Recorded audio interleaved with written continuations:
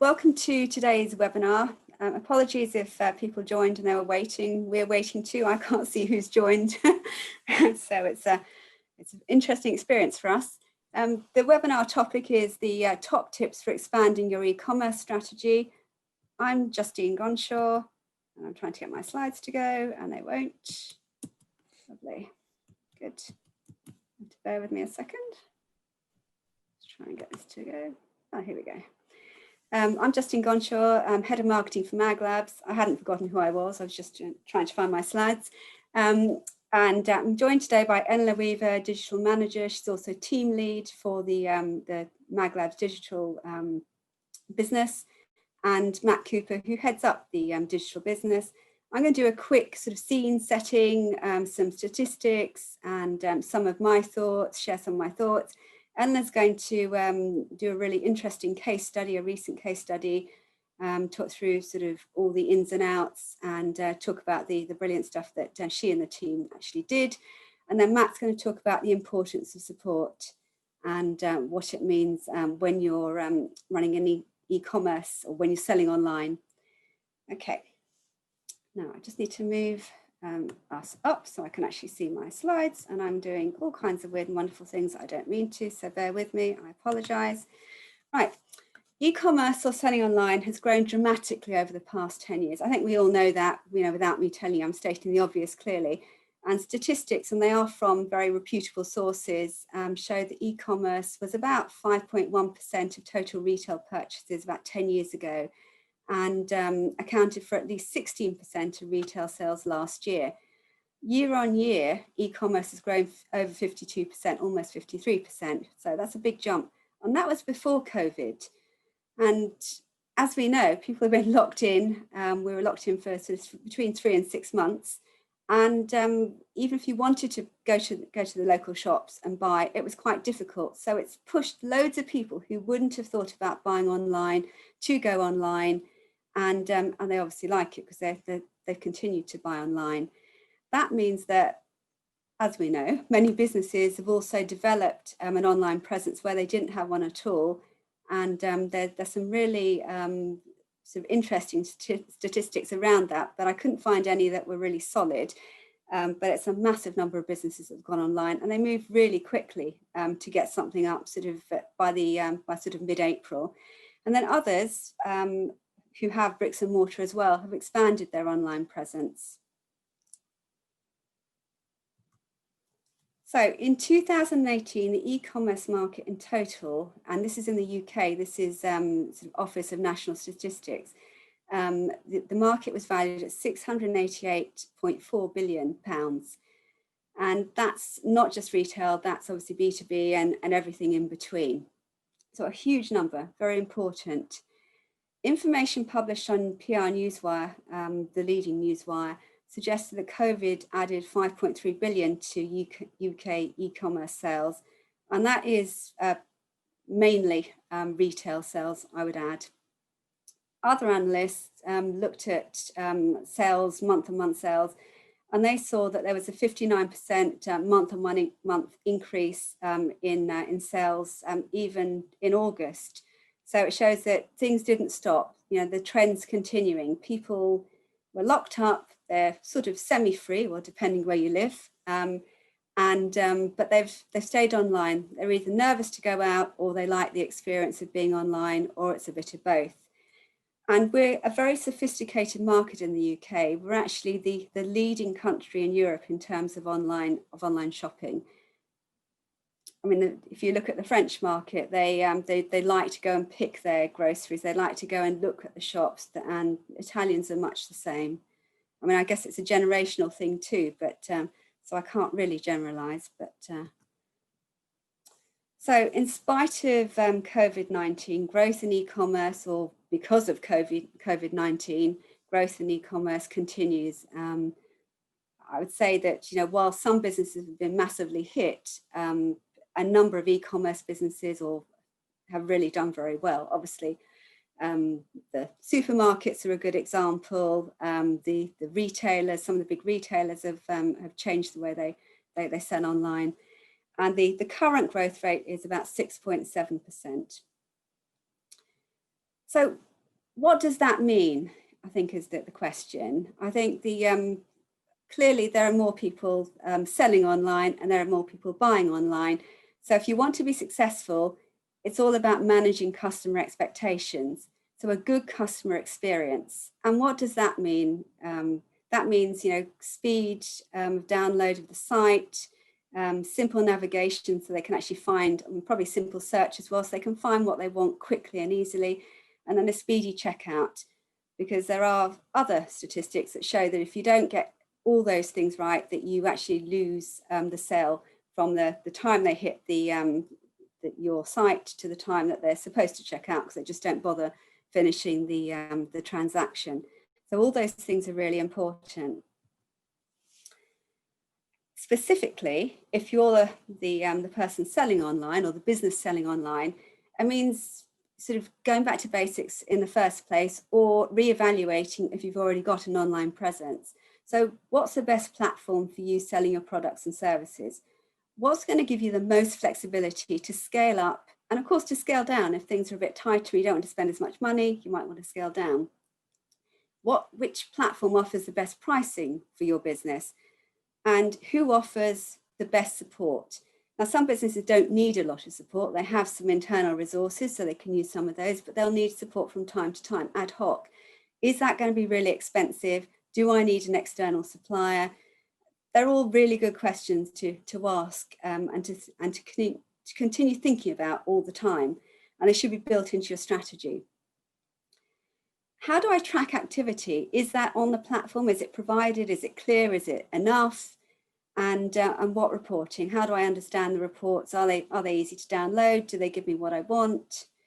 What do I want? And then what if I want to make changes quickly and easily in a cost-effective way? Can I do that with my platform? Does it give me that option? And changes could be as easy as sort of adding a couple of products or a new service line, or a quite dramatic change. So a few things to think about before I sign off and hand over to Eleanor. I think it's always good to reevaluate. Is my e-commerce strategy fit for purpose? Do I have one? I think is, in some cases would be a good question. Another good question, can I stay with Shopify or my existing platform, but buy advice and support elsewhere? There is a lot of advice and support available. Some people want to do everything. They're not willing to do it on an ad hoc basis or on a sort of contracted basis. But there are lots of people who do offer support, but you need to make sure it's the right sort of support. And then how do I stand out in a crowded market? I mean, e-commerce is getting busier and busier. The statistics, tell the story. Everyone wants to sell online now, and there are new offerings coming online. So how do I stand out? How do I make, how do I make the customer experience better so that people stay with me to build that brand loyalty that I need? That's me. I'm going to sign off. I'm going to hand over to Eleanor. She's going to talk you through a case study. I'm going to try and stop sharing first so she can actually do that. Lovely. Over to Eleanor. I'm just going to share my screen now. All right, can you see that? Yes, clearly. Great. Okay, so yes, I'd like to tell you a bit more about a recent e-commerce case study that we did with Jenks Brands. So just an introduction to Jenks Brands.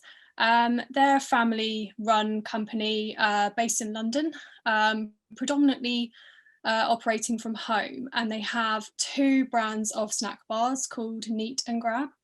So they're currently at the early stage of the business where they are building up relationships and getting their product to market, mainly in locally run independent coffee shops and golf clubs. When they came to us, they did have an online Shopify store, but they weren't really getting on very well with it. So they came to us as at that time, the majority of their business was actually carried out face-to-face, which involved the client taking stock in his car and actually driving it physically to those various businesses. So it was very much a manual process from stock management to fulfillment and invoicing. So they found that they're actually struggling a bit with Shopify when trying to expand the range and also to adjust their pricing capabilities. They have a particularly complex discount structure, which they needed a product to facilitate that. They also have presence on Amazon, which works fine, but they found to be quite an expensive alternative. So essentially they were aiming for sales growth, and that would involve a number of changes on their business side, including increasing stock storage, which would also mean setting up an external distributor, which was part of their decision. But they wanted more of their customers to use the website and set up an accounts and put through all their orders online. And so they needed something with a flexible approach, which would also include some of their bespoke requirements that some of the out-of-the-box platforms wouldn't be able to offer. But essentially they wanted everything in one place with one login, so everything is there. So it's important to say here that it's not necessarily that Shopify couldn't satisfy their needs, but what we're experts in at Maglabs Digital is creating simple digital solutions for our customers. And Shopify, for Jenks brands, were seemingly lacking in the support that they needed. So we were able to offer an alternative. So here's what we did. We started with a discovery phase, which is where we kind of set up the 3 pillars of understanding. So number 1 is the brand. So Jenks Brands will talk us through everything about their brand, learning about their high quality natural ingredients. An important part of their product is that there is no palm oil. So it's important for us to understand everything about that. Number 2 is the client themselves. So what do Jenks need from us to support their business and to enable their online growth? And number 3 is the customers. So that's both existing and potential future customers. And that's where the client highlighted the importance of creating a really simple user journey with a clear pricing structure. So moving into the creative phase, we took all the learnings from those 3 pillars to create a new brand and colour scheme, including a new logo. We also worked with our partner agency, which is a photography agency, to create some functional product images for the website, alongside some nice attractive lifestyle shots, which was an enjoyable part of the process for us, as it meant that we had the opportunity to get a bit creative. And as you can see from the photos here is where our team got involved in the process from start to finish, being there on the shoot. And that was really just to make sure that we got the best possible results for our client, and making sure that these images that we create for them could be utilised across all of their channels of marketing, including social media. So again, a really flexible approach there. And then from there, we built the prototype for the client to go away and play with it, get a feel for our proposed product. From the build stage, our chosen CMS is Umbraco. And after some research, we decided to use the e-commerce plugin Marcello and Stripe for payments. So this overall solution offers a secure e-commerce platform, which is both flexible and scalable. And then from there, the majority of the build time was allocated to setting up the back office reporting for the client, which involved like invoicing tools and also those bespoke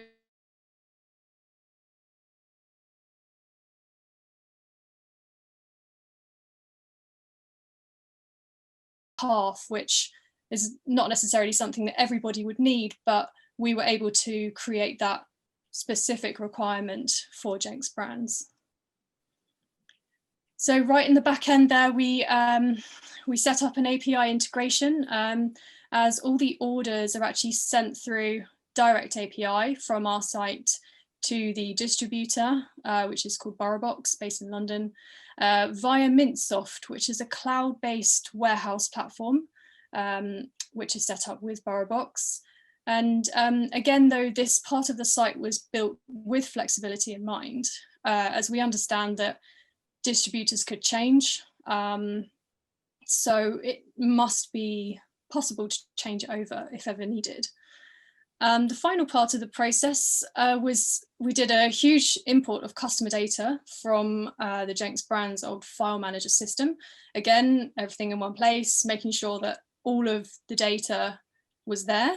Then, of course, it was testing across all devices and browsers. As always, this was a huge team effort and also included client UAT, feedback loops, and time for improvements.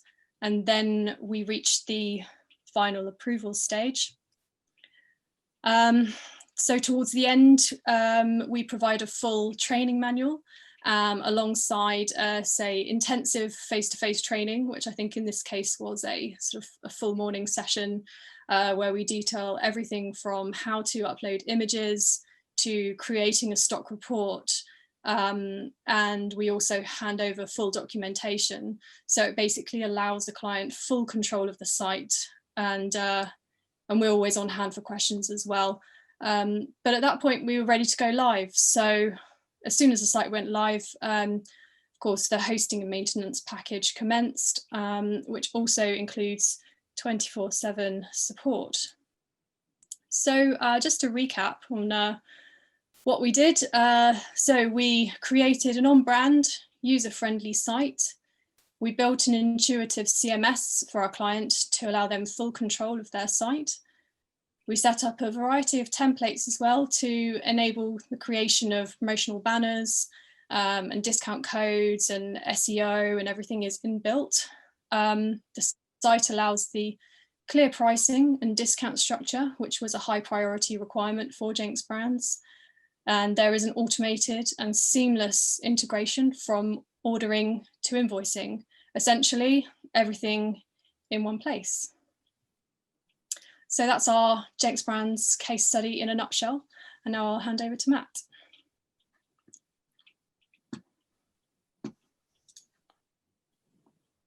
Great, let me just share my screen.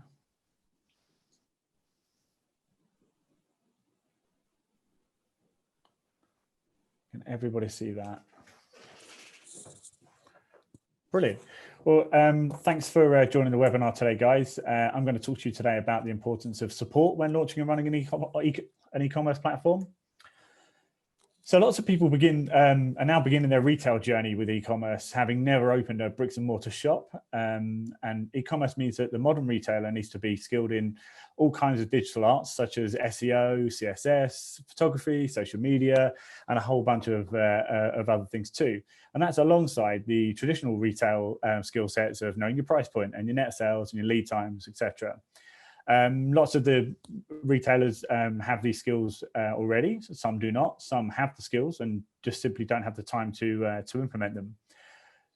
Especially, again, during the kind of COVID times where you've got a lot of retailers, like cafes and shops and small kind of independent shops that have had to make that jump to e-commerce very, very quickly without really having time to kind of think and assess what it is their requirement might be. With their kind of cafes and restaurants shut, they had to make that jump literally overnight. So what support do you need? Who can help and why is it important? I think this will largely depend on the size of your store and your chosen e-commerce platform. I think if you've invested time and money into a platform like Magento or Drupal, then you probably already have an agency that are helping you with those kind of services and paying handsomely for them. So let's assume if you've done that, then you probably aren't short of support. Your challenges are more likely to be around kind of budget and time. At the other end of the scale, though, if you've built your shop on a platform such as Shopify or Wix.com, for example, then you have a suite of support options that are available to you. But again, they all need a level of prior knowledge and expertise, or at least a willingness to learn. And I think what's important is you ensure you get a balance between running your shop, running your e-commerce, supporting your customers, whilst also utilizing the tools and data available to you to enable you to react and to your customers' needs and grow your business. So let's look at Shopify, for example. Let's focus on Shopify because they're like the most popular e-commerce platform out there at the moment. Their support options are a live chat, which is kind of 24/7 browser-based chat tool that gives you kind of first-line support and help with the kind of technical side of the platform. They've got forums, which for anyone under the age of 30 is how we all used to communicate before we had Twitter. Enables you to chat to other users of Shopify, some Shopify admins, and ask general questions. You've got an FAQ kind of knowledge base, as you'd expect. They've got an e-learning module, which is probably my favorite part of their support options, is it gives you the option to essentially learn about selling online. So it doesn't really focus so much on Shopify, but really focuses on kind of giving you tools and ebooks and webinars and things like that, and videos and tutorials, so you can go away and learn about being a better e-commerce retailer. And then lastly, they've got their partner program, which is where you can find Shopify accredited partners to kind of pay to support you. These are all great, but apart from the e-learning, which takes a lot of time in itself, the others don't really help you too much if you're a complete novice to e-commerce or a technophobe. And trust me, plenty of us still exist, and plenty of us still out there. So what can you do? I think first and foremost, figure out your requirement. I know it sounds silly and it sounds like a simple place to start, but it really is the best thing to do. Some people will be happy with managing certain parts of their e-commerce platform. So you might love social media. You might be a social media guru and be happy to take that on board alongside running your e-commerce platform. But you might not know anything about SEO, or you might know social media and SEO, but you might not have time to actually implement your skills and experience in those areas alongside running your e-commerce platform. Secondly, I'd suggest learning. There's so much resource out there. Use the webinars, the e-meets, literature available online to learn about the various aspects of running an e-commerce platform, and again, increase your skill sets where you can, or learn new ones. I think talking to other online retailers is really important. Find other kind of like-sized retailers that you can chat to. In my experience, the online retailer community is a friendly and engaging one. And no doubt, if you talk to these guys, they either have experienced or are experiencing similar challenges to you. And then lastly, if you need to engage with a supplier or an agency, is find one that fits you and works well with you. As we said at the start, you might be able to plug certain gaps and you might be missing certain things. So I would guess that unless you have a huge amount of budget, you're not going to have a specific SEO agency or a specific design agency and a specific social media agency. So try and find a partner that can fill the specific gaps that you need.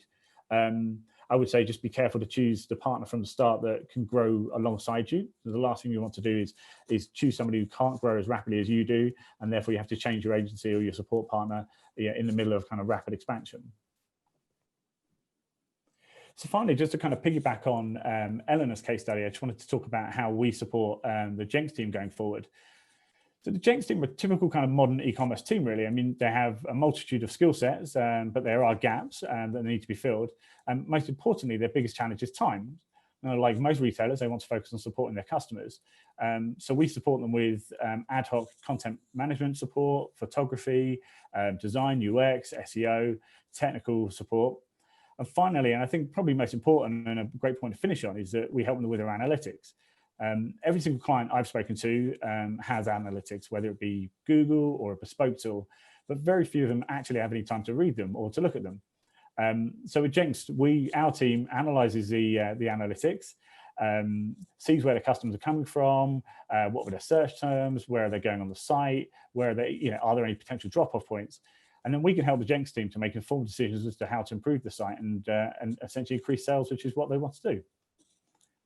That's me. Lovely. Thanks, Matt. Thanks, Eleanor. Great presentations.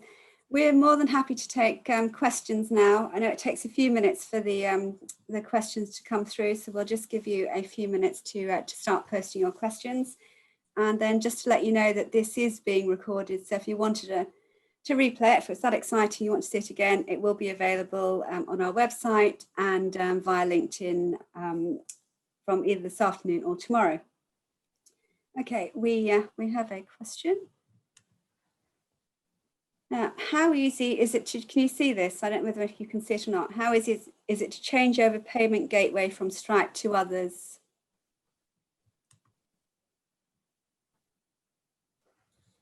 Eleanor, I'm going to let you take that one since you've got more Stripe experience than me.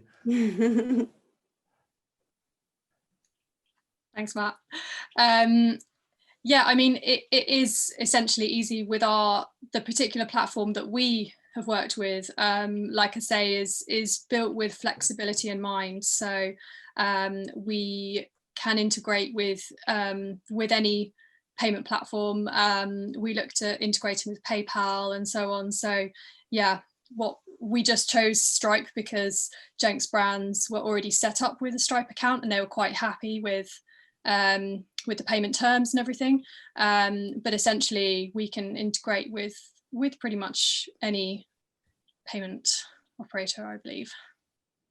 Okay, thank you. Now we've got another question for all of us. If you want to start, Matt, what is the number one most important thing to get right in e-commerce? I think it's about getting that balance. I think it's kind of agile, fail fast, learn fast kind of approach, which is, you know, start small, get your MVP kind of up there, get products up there, and learn from your customers, learn quickly and make quick decisions, and yeah, just grow alongside your client feedback. Lovely. Eleanor, have you got something you want to share? I think it's just about knowing your product inside out so that you can communicate it to whoever's building your site, really, if that's the path you choose to take. Yeah, I think from my perspective, it's the and I think you've both covered it. It's the focus on the sort of customer experience, because that's what counts at the end of the day, and it involves both the elements that you've talked about. Right, we have another question. Matt, in terms of your presentation on support, what's the return on investment for the support piece? I mean, essentially for me, in the experience with the clients we have, is the first ROI is time. I mean, having somebody that you trust that can, you know, run your social media or run your SEO or make your content updates for you, gives you that time back to focus on your customers, which in turn gives you then hopefully increases the footfall on your site and your transactions, and again kind of grows your revenue.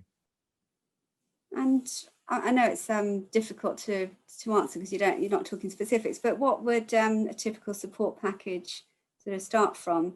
And could it be ad hoc, contracted ad hoc? Yeah, I mean, I think it's kind of what tried to touch upon in the presentation, is it can be completely ad hoc. So we have customers who require us to do everything, and that's like a set kind of contracted kind of approach every month. Pardon me. But then, so for somebody like Jenks Brands, it's very, very ad hoc. It's as and when we're on hand when they need those gaps plugged, when they're short, when they're busy, or they've got holidays or whatever, we can step in quickly and easily and pick up the rope. Right. We have another question. If I was starting from scratch, how quickly could I have a viable e-commerce site up and running? Obviously, we saw a lot of those sort of happen between sort of March and April time, and some have been evolved since then. But I guess either of you, Matt, do you want to start? Yeah, I mean, as with everything, it's there's a sliding scale. So I mean, you can, with the platforms out there like Shopify, Wix.com, you can have a shop up and running very, very, very quickly. You'd have to kind of look at how much value you'd get out of just putting up, you know, simple products with without kind of really putting any really effort into your product photography and your UX, your user journey stuff. But I mean, again, a bit like I said earlier on, I think I would always recommend getting something up as quickly as possible, that it still has the quality and the thought behind it, but then also getting out there quickly so you can learn quickly and then get the feedback from your customers, see what's working, what's not working, and adjust as you go. So I think I'd always look at it as not a one-off project. Look at it as kind of phase one. Get phase one done really quickly, and then but be aware and be kind of driven to achieve in phase 2, 3, 4, and 5 into the future, and learn as your business grows. And do you want to share? Was there anything you wanted to add to that? No, just to say, yes, it depends how complex your requirements are. So for someone like Jenks Brands, because they already had the site running in the background, they had their Shopify account still going whilst we built their current site. it meant that we could take the time to create everything that they wanted, which obviously takes longer when you've got more complex requirements like the impersonation capabilities and things like that. So yeah, as Matt said, you can start off simple and then you can build on it. And that's, yeah, it's very much depends on what you want to get out there, really. Okay, have we got any more questions?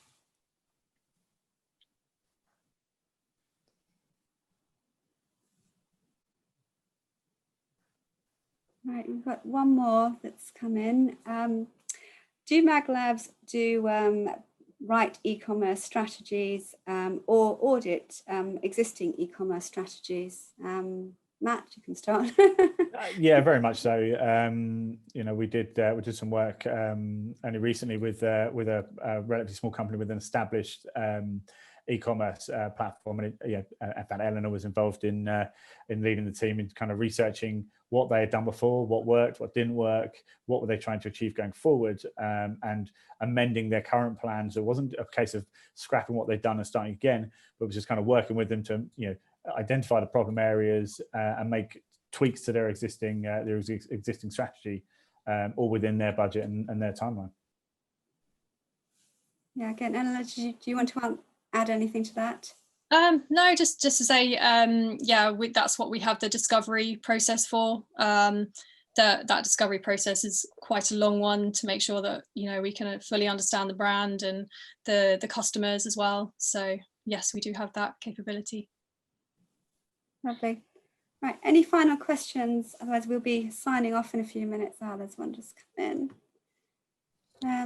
How much do you charge to launch and support a shop online? I think it's that's an interesting question. It's how long's a piece of string? But Matt, do you want to pick that one up?